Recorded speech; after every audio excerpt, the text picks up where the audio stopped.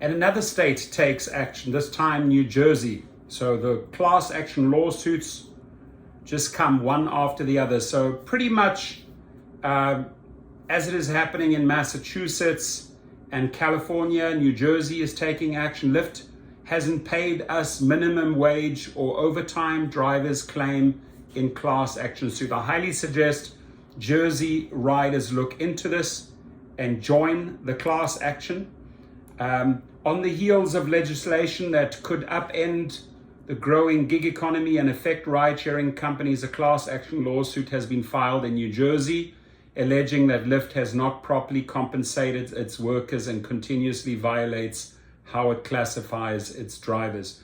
The complaint filed in U.S. District Court in New Jersey claims the San Francisco-based ride-sharing company failed to pay minimum wage, did not pay overtime, and did not reimburse business expenses. Again, let me repeat that. The complaint filed in U.S. District Court in New Jersey claims the San Francisco-based ride-sharing company failed to pay minimum wage, did not pay overtime, and did not reimburse business expenses. Here in California and Massachusetts, thousands and thousands of drivers have joined lawsuits exactly like this.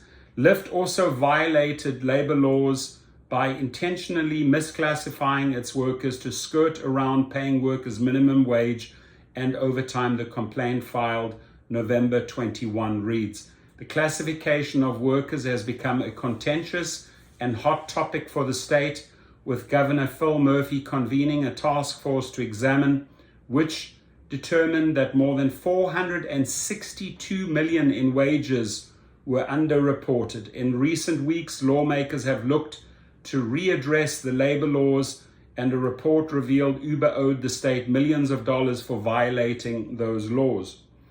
Rania Gonzalez, the Jersey City resident named in the lawsuit, has worked for Lyft since October 2017 and often drives between New Jersey and New York City airports and train stations. He completed 92 trips, roughly 763 miles, and was paid $1,068 for his work in 2017.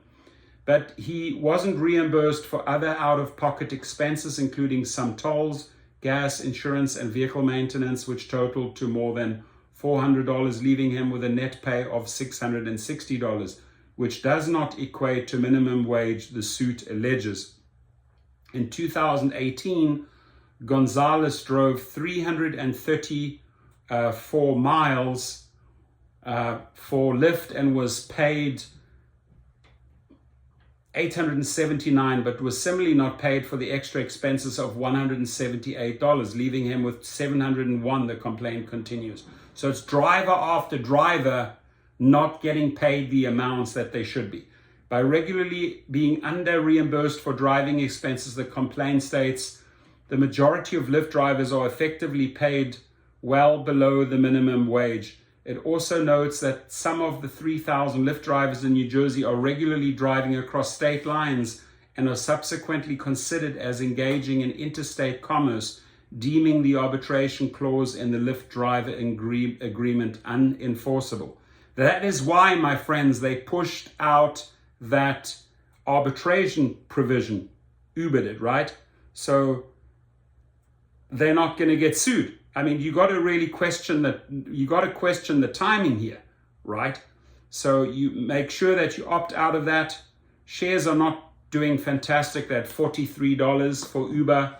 Lyft is not doing great either. One way Lyft has been able to continue this practice is by preventing drivers from taking collective action by forcing them into individual arbitration, which results in Lyft being able to continue its practices, said Montclair lawyer Roosevelt N. Nesmith, who filed the suit on Gonzalez's behalf. And Lyft has tried to shield itself from its minimum wage violations by intentionally misclassifying its drivers as independent contractors rather than employees, he said.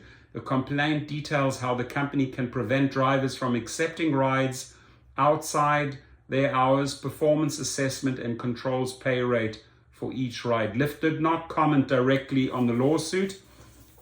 A spokesman noted About 94% of Lyft drivers in the state drive less than 20 hours a week to use driving as a supplemental income. These are parents who have busy schedules, retirees, students, or individuals who have another full-time job. Flexible schedules are extremely important to them, allowing them to set their own hours while earning additional income. And many turn to driving because of traditional job simply doesn't fit their needs. An employment model would put their flexibility and financial security, as well as the affordability and accessibility our riders depend on, into jeopardy, the spokesman said. Nesmith argues Lyft's business model boosts its profits by failing to pay legally required wages to their drivers. Lyft harms its drivers, competing business that play by the rules, and as states such as New Jersey have realized, cheat states out of tax revenue, he said. Mr. Gonzalez's lawsuit will overcome the arbitration barrier and hold Lyft accountable to the drivers on whose backs it has built its business. It's far from the only company that has come under fire for worker classification. Uber reportedly owes New Jersey $650 million for violating labor laws relating to misclassifying workers to get around providing benefits and minimum wage. There's several bills being heard in the legislature that would address the growing gig economy, which has skyrocketed by 40% according to the task force. Democrats who back the bills say businesses are exploiting workers in the gig economy by calling them contractors, which holds them back from receiving benefits. Critics say it could cost jobs with over-the-top regulations. A six-package bill provided by the Assembly Labor Committee earlier this month focused on the classification of workers, ranging from requiring employers to post notice for employee classification A5843 to paying penalties for misclassification A5839, to creating a list for employers found in violation A5841. State Senate President Stephen Sweeney also introduced a bill, S4204, concerning the employment status of residents regarding wage and unemployment laws, which advanced through the Senate Labor Committee. New Jersey is one of several states waging a war with ride-sharing companies. California recently passed a law requiring Uber and Lyft to classify drivers as employees rather than independent contractors. New York drivers also recently filed a suit against Uber, alleging they are owed millions in unpaid wages. Lyft and Uber sued New York City in 2018 for capping how many ride-hailing cars can be on the street, and the app-based companies, along with DoorDash, pledged to spend $90 million to counteract California's Assembly Bill 5. So New Jersey, make sure you look into this, Google it, and your comments, please. And if we have any class action attorneys or attorneys in New Jersey that want to reach out to me, I will gladly recruit drivers that need to get paid. My details are underneath the video, so I'm excited to hear back from law firms. I work with law firms in California, Massachusetts, and other states, Vegas, etc., to get drivers their damages back, right? I recruit drivers for these lawsuits so that you get paid. Have a good day, and I'm excited to read your comments.